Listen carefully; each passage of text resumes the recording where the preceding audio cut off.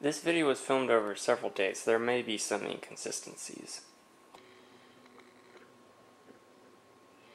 I normally frequent a few local thrift shops, and sometimes I find stuff and sometimes I don't. On a lark, I went and just went...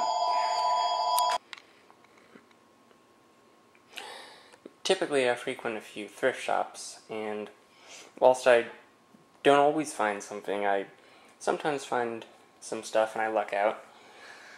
So we're first going to look at this Sony Vaio laptop.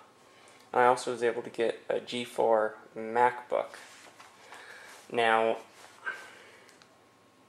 I don't have the charger for the MacBook, but I'm pretty certain that it was in the bin of cables and miscellaneous, because they usually keep the expensive, or quote-unquote expensive, items in the front behind the counter. And then they have the power cords and AV cables in just a bin thrown in, so it's spaghetti. So there's probably the laptop charger somewhere in that bin. And if I'm lucky, it'll still be there. Or it's not, and I'll have to buy one. But this video is mainly going to focus on the Sony Vaio. What the Sony Vaio was, and I'll open this up, it was $10, and it says 4 parts. So clearly they did not test this system, so I don't know whether or not it works.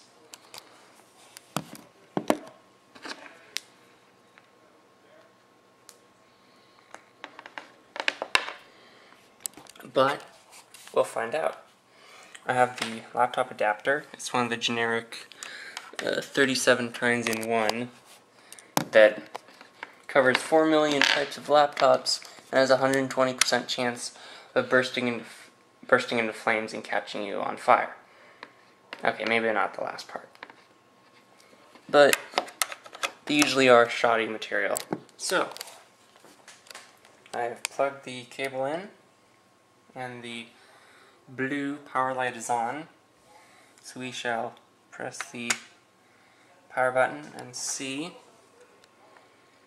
Okay, so the power, because the note's starting up.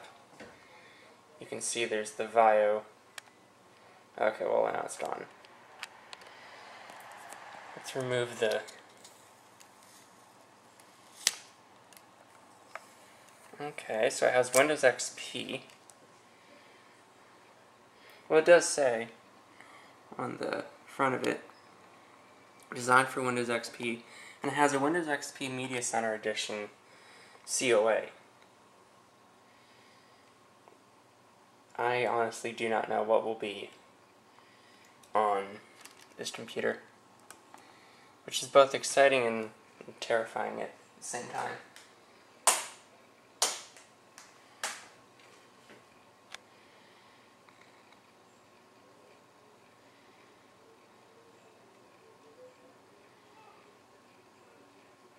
This is taking, well, it does have an Intel Centrino Duo in it, so it might not be the zippiest processor to be in a laptop.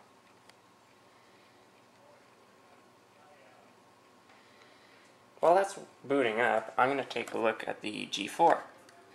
So I already took it apart, and it still has the hard drive, because I guess they didn't know how to take the hard drive out of the G4. So if you flip it over, it has a dead battery, which is disappointing, or a fried charging circuit. Let's hope it's just the dead battery. So I need to find a charger for it so I can run it off AC. But I don't have one right now. So if you pop the battery out, and you look on the inside, then you can see there it has the specifications. It's a PowerBook G4, 500 MHz with 1 MB cache, 256 MB RAM, and a 20 GB hard drive, and a DVD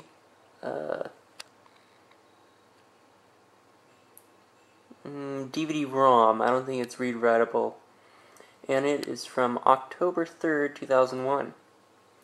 And I inspected the inside, and it seemed to have the hard drive, which is a 20 gigabyte, and it seems to have the listed amount of RAM. Okay, that is not the proper way to put the battery in. Okay, I apologize to any Apple fans watching. That was horrible. Okay, so we are at a login screen. And we have Victoria's computer. Let's assume, okay, so Tori.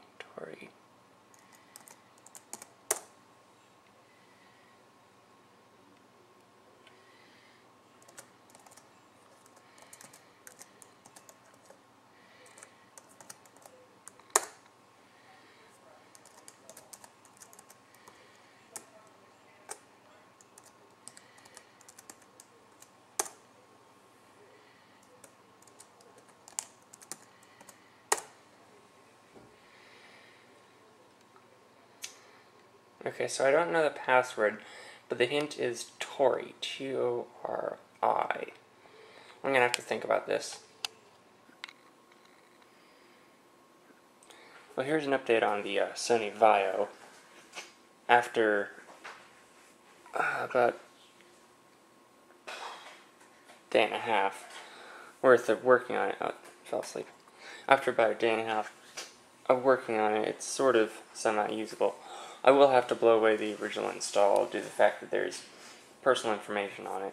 But what I can gather from it was that it was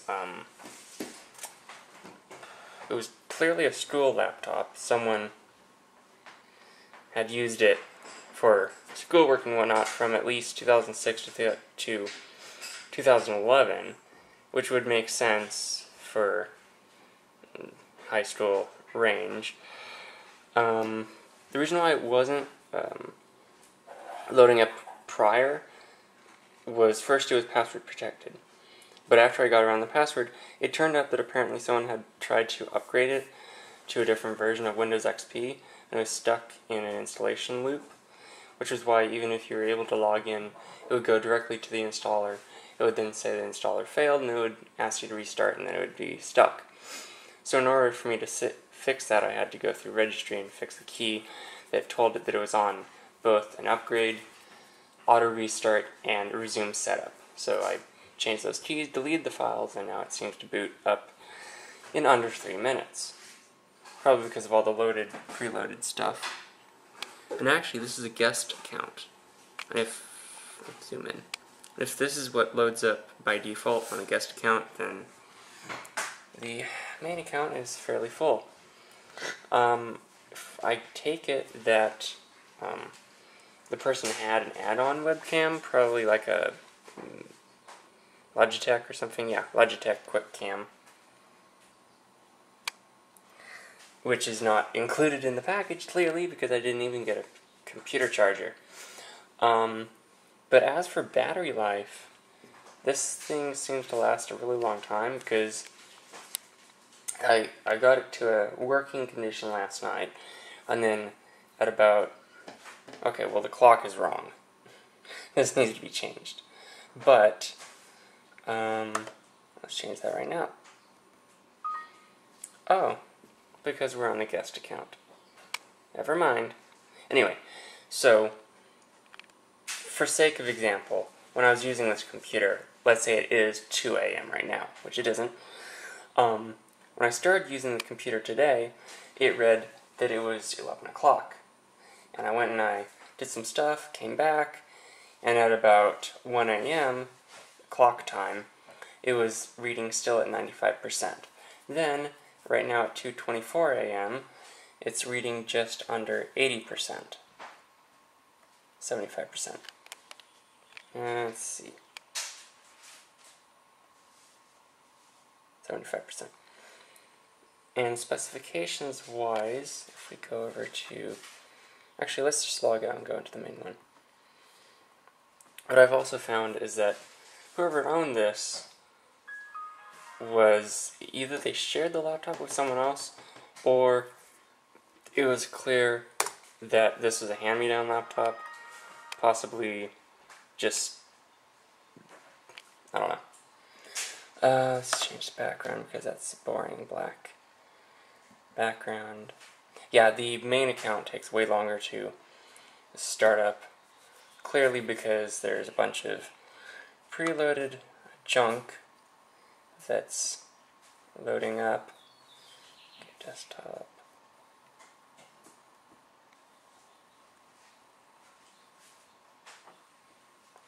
But as for, yeah, and then that happens. Because apparently this laptop claims that Windows is not activated, possibly because of viruses or because they botched an upgrade. It does feature Wi-Fi, but I'm not connecting it to my Wi-Fi for obvious reasons. I have also disabled and removed the Wi-Fi card. But looking at the files, the last time this computer was used was somewhere around 2011, because the files date from 2005 to 2011, and then all use and activity ceases. So I'm fairly certain that they use this through high school or whatever, or 4-H. Well, they're into horses, so they did 4-H horse program group stuff, along with high school and whatever. But from 2005 to 2011, they used this, but I think they stopped using it prior to 2011 because there was a lot of stuff that had been installed, and then the screen goes black. There's a lot of stuff that had been installed around 2005, 6, 7, 8, 9. And then after 2009, no new programs were installed.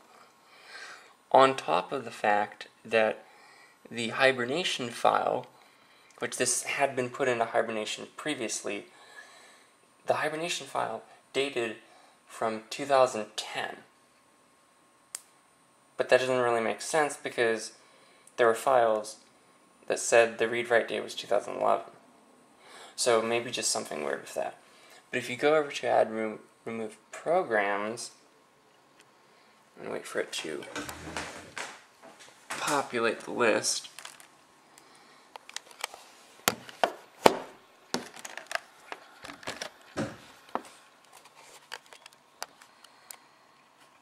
keep in mind this is a Centrino Duo with only 1 GB of RAM.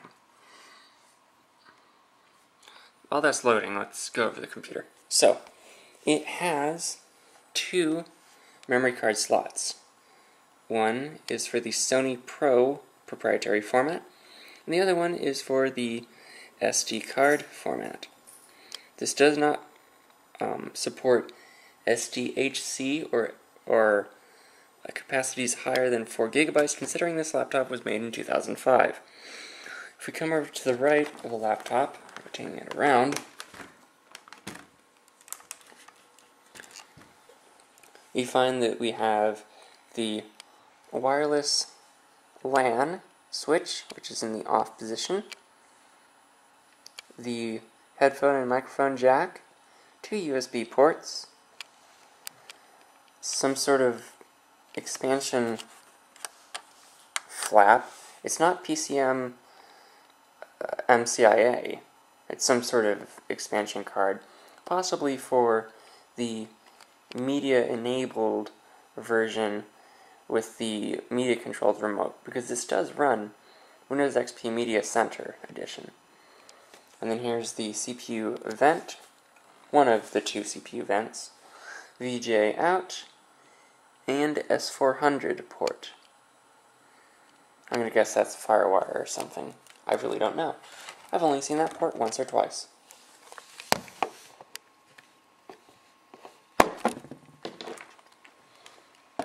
Coming around the back of the laptop,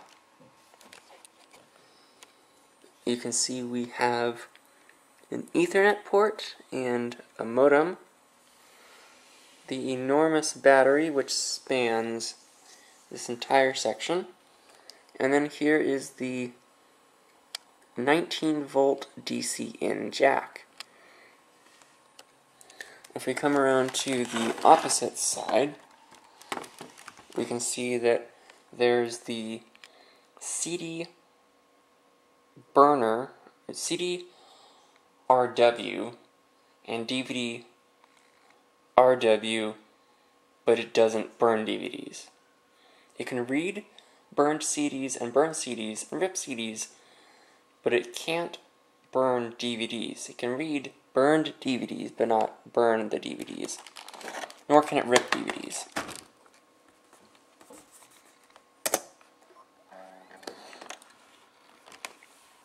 There seems to be some sort of wear along the hinge from where it's opened and closed previously. And now that this is loaded, we can go over the programs installed. It has Flash Player 10, Adobe Reader 7, AIM 5.0, all this junk. And if we're going to sort by the date last used. The last time... Okay, so when they really started to put programs on this was about 2007, 2008, 2009, 2010. And these are all like PopCap games at the beginning. There's Bewitched, Da Vinci Code, Jeopardy, Wheel of Fortune. 2010, 2011. Wow, this was in 2011. And then Malwarebytes was used technically 2012. I don't know exactly, because I'm going to guess that they stopped using this 2012 onward, because we come up to the most recently used, which is 2015, which, there we go, 2015, which is when I started messing with the computer, and then these don't have installation dates and use dates. So this computer was put into storage somewhere around 2012. So that means this computer's been sitting for 3+ years. One thing I can show that won't violate personal privacy and just plain sort of being creepy is the iTunes library, because they have some interesting music. So the music they have is blank, Akon featuring Snoop Dogg, Black Eyed Peas, Brown Boys, Bubba Sparks. You can read these, I'm not going to read these out loud. Compilations, countdown singers, blah blah blah, downloads, etc. Fergie, Jack Johnson. Half of these I've heard of, and half of these I don't like, so it's definitely something. And then Vanessa Hudgens. I'm not going to click on that on camera.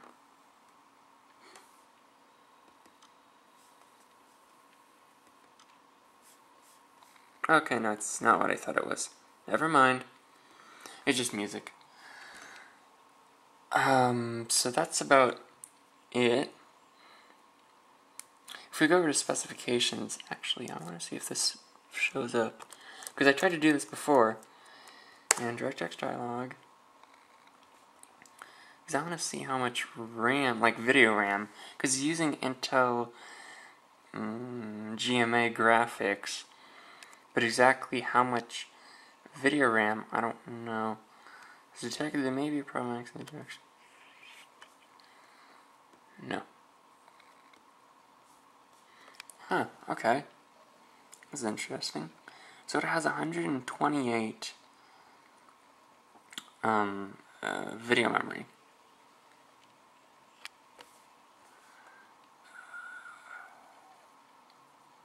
Okay. That's about it for this video. I will be doing an in-depth video on the, what I've come to find out is a G4 PowerBook, or known as Tibook, because it's actually titanium. So I'll be doing an in-depth video on this computer in the coming days, because I'm waiting for a computer charger for it. Let's check our battery meter, and it's currently reading 64%. So it's gone down about 10% in 14-ish minutes. So, yeah. The install is obviously messed up because Media Center Edition came with themes. And it lists that this is Energy Blue, which is the default Windows Media Center Edition theme, but themes seem to be disabled because it's in classic mode. Possibly under Add Remove options, you can get that back, and might as well check that now.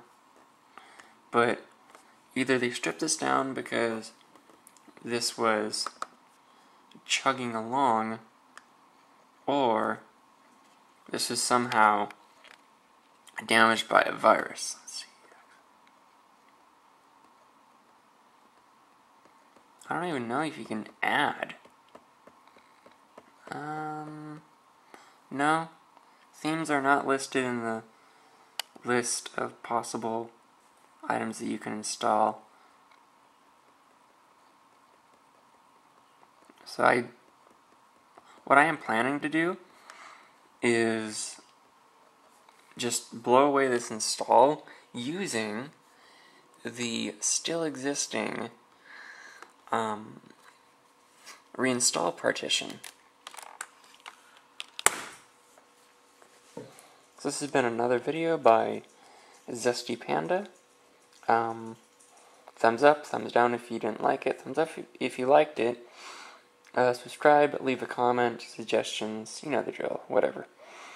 Hope to see you soon next time.